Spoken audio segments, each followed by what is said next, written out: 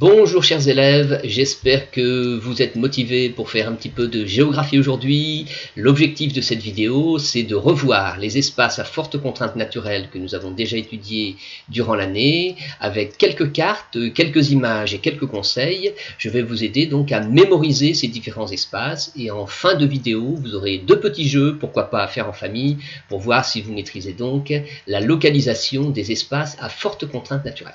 J'espère que vous êtes bien installés. Nous commençons. C'est parti. Premier type d'espace à forte contrainte naturelle, les grandes chaînes de montagnes.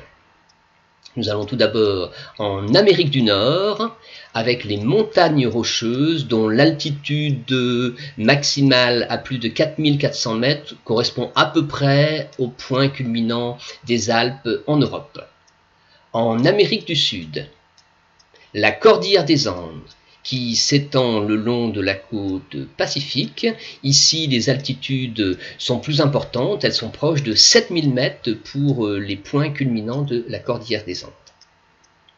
En Europe, les Alpes, avec le point culminant le Mont Blanc. En Asie, au nord de l'Inde, l'Himalaya, la chaîne de montagnes dont les altitudes sont les plus importantes au monde.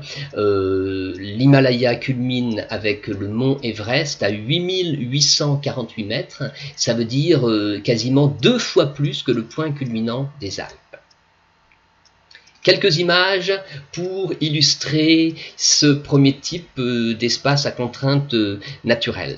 Alors, ce paysage des montagnes rocheuses, tout d'abord au Canada, pour nous rappeler quelles sont les contraintes principales que l'on a dans ce type d'espace, à savoir la pente, très importante, l'altitude, et avec l'altitude, ce sont les températures basses qui sont donc les principales contraintes.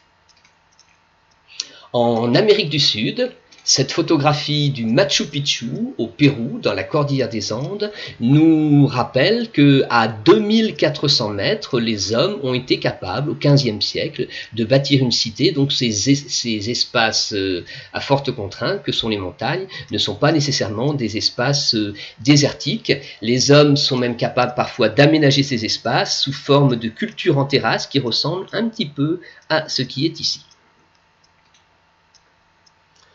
En Europe, avec une station de sport d'hiver, c'est l'occasion de rappeler que ces espaces à forte contrainte que sont les montagnes peuvent être aménagés, principalement dans les pays riches, les pays développés, qui peuvent construire des routes, construire des tunnels pour permettre que ce qui était une contrainte, c'est-à-dire la pente, devient un atout pour le sport d'hiver par exemple. Alors ces aménagements sont très limités quand les altitudes sont vertigineuses, comme par exemple ici dans l'Himalaya, au Népal. La présence de l'homme semble bien minime et dérisoire par rapport à cette immensité. Deuxième type d'espace, maintenant à forte contrainte naturelle, les déserts chauds. En jaune sur la carte. Tout d'abord, en Afrique du Nord, le plus grand désert chaud de la planète, le Sahara. Le désert d'Arabie, à l'est du Sahara. Et en Océanie, en Australie, le désert australien qui occupe à peu près un tiers de la surface de l'Australie. Nous remarquons que la plupart de ces déserts chauds sont situés à la latitude du tropique du Cancer dans l'hémisphère nord ou à la latitude du tropique du Capricorne dans l'hémisphère sud. On retrouve par exemple en Afrique un autre désert chaud mais qui est davantage parfois une savane, le désert du Kalahari. Donc voilà un bon élément pour vous aider à repérer les déserts chauds, les tropiques, tropique du Cancer, tropique du Capricorne.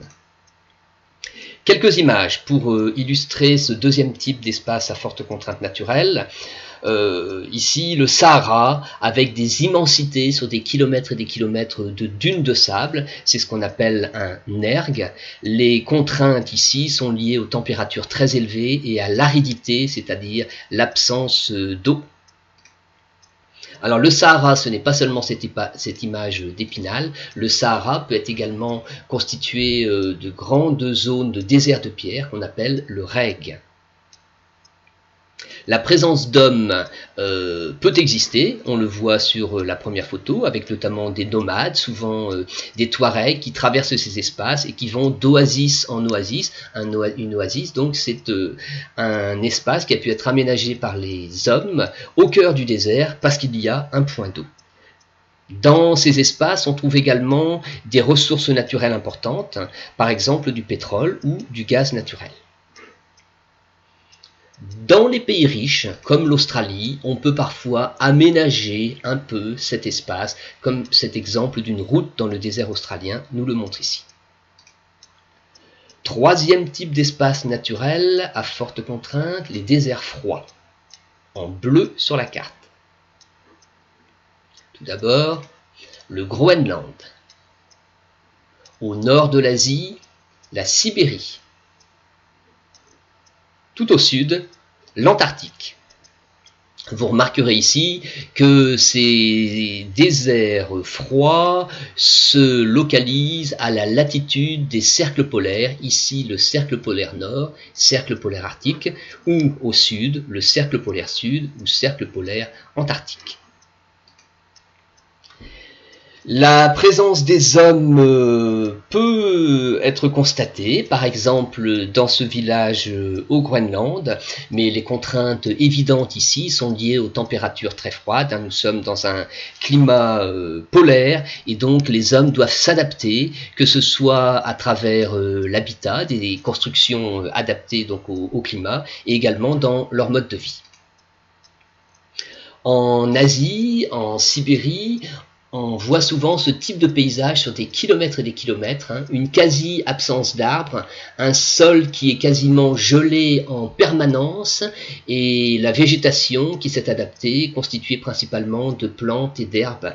Ce sont des espaces cependant qui peuvent être très riches en ressources naturelles exploitées par les hommes, je pense ici au pétrole ou au gaz naturel. Et puis il y a des espaces qui sont des déserts humains et la faune qui s'est adaptée ici, en Antarctique.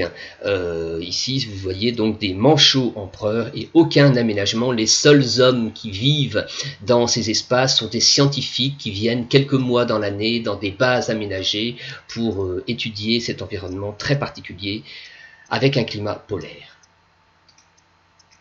Quatrième et dernier type d'espace, les grandes zones de forêt, et ici principalement les forêts tropicales et plus particulièrement équatoriales, en vert sur la carte. En Amérique du Sud, tout d'abord, l'Amazonie, la plus grande forêt tropicale au monde. En Afrique, au centre de l'Afrique, la forêt du Congo. En Asie du Sud-Est, la forêt d'Indonésie. Ici, vous remarquerez que ces grandes forêts tropicales sont à la latitude de l'équateur, avec de fortes températures, des températures élevées toute l'année, une forte humidité, de fortes précipitations qui permettent donc le développement de ce qui peut être une contrainte pour l'homme, c'est-à-dire une végétation très dense constituée principalement d'arbres.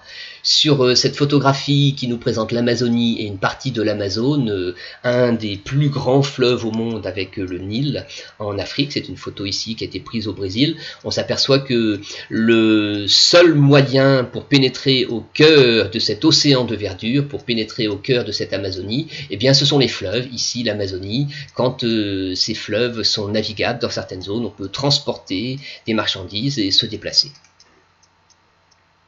Ici aussi, la faune et la végétation sont spécifiques, avec des habitants très particuliers, des gorilles de la forêt du Congo. Malheureusement, les hommes s'adaptent parfois trop bien à certains espaces naturels et les aménagent.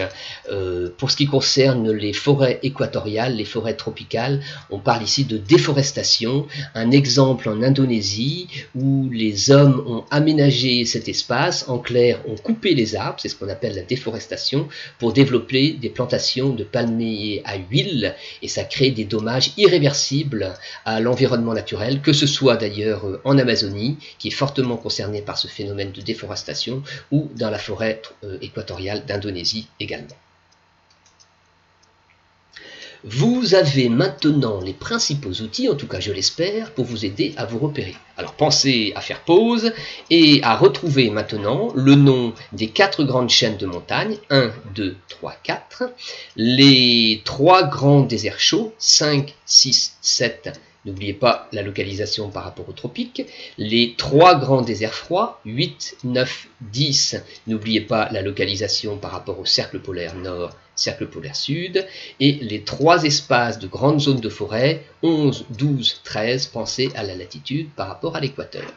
Je vous laisse vous entraîner. Quand vous êtes prêt, vous pourrez passer au second jeu, qui est plus ambitieux. Faites également pause, puisqu'ici j'ai enlevé la légende, et donc vous devez retrouver donc chacun de ces espaces naturels et vérifier que votre mémorisation est encore meilleure.